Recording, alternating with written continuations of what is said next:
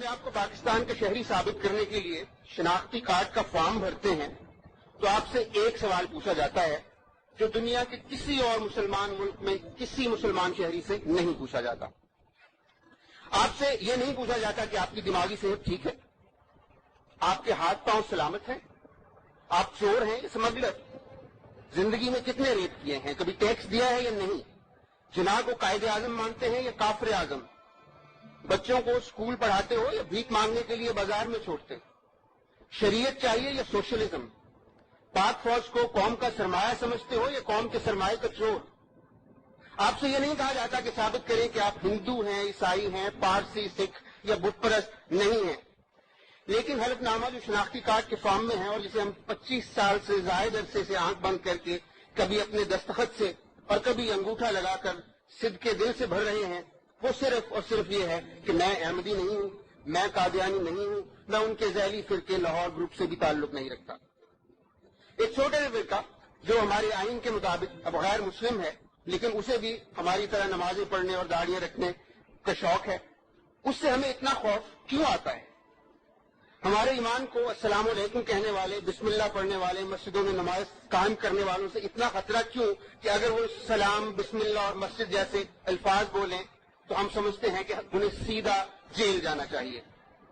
और ये कैसे हो गया कि दुनिया के ज्यादातर इस्लामी ममालिक में किसी को यह ख्याल नहीं आया कि उनके मजहब और मुआशरे को सबसे ज्यादा खतरा कादियान के गांव से उठने वाले इस फितने से है।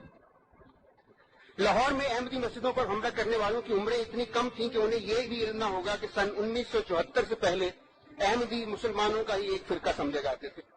लेकिन 35 साल के अंदर हमारे ईमान में इतनी पुख्तगी आई है कि हमने न सिर्फ उन्हें काफिर करार दिया है बल्कि दुनिया के बदतरीन काफिर।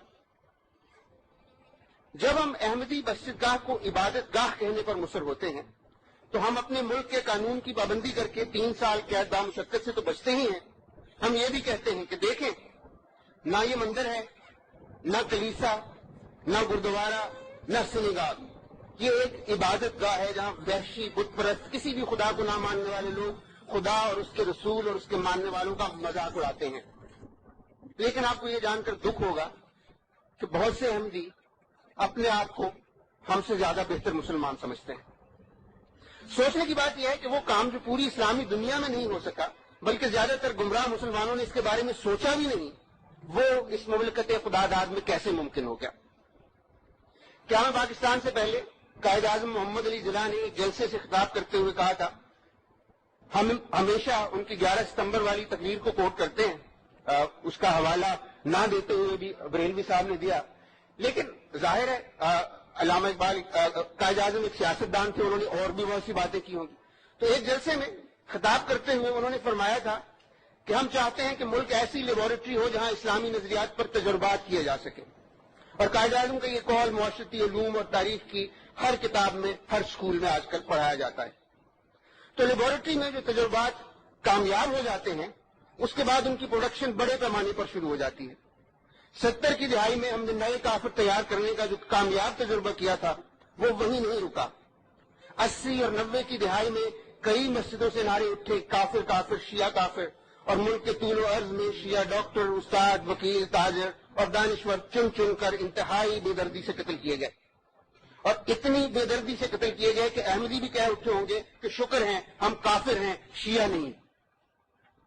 फौज पहले तालिबान को मोमिनीन समझती थी, अब काफिर समझती है। ये शायद हमें तो यही बताती है। पंजाब की हुकूमत पंजाबी बोलने वाले तालिबान को मुसलमान समझती है, पश्तो बोलने वालों को काफिर। या इलाही, ये मुल्क है ये काफिर बनाने की फैक्ट्री। इसके बाद से काफिर पैदा करने का कारोबार इतना फैल चुका है कि अपने आप को मुसलमान कहने वाले हर शहरी के लिए 2 और ऐसे मुसलमान मौजूद हैं जो उसे काफिर समझते हैं। या रसूलुल्लाह कहने वाले या हुसैन कहने वालों को काफिर समझते हैं। हाथ बांध कर नमाज पढ़ने वाले हाथ छोड़कर नमाज पढ़ने वालों को काफिर कहते हैं।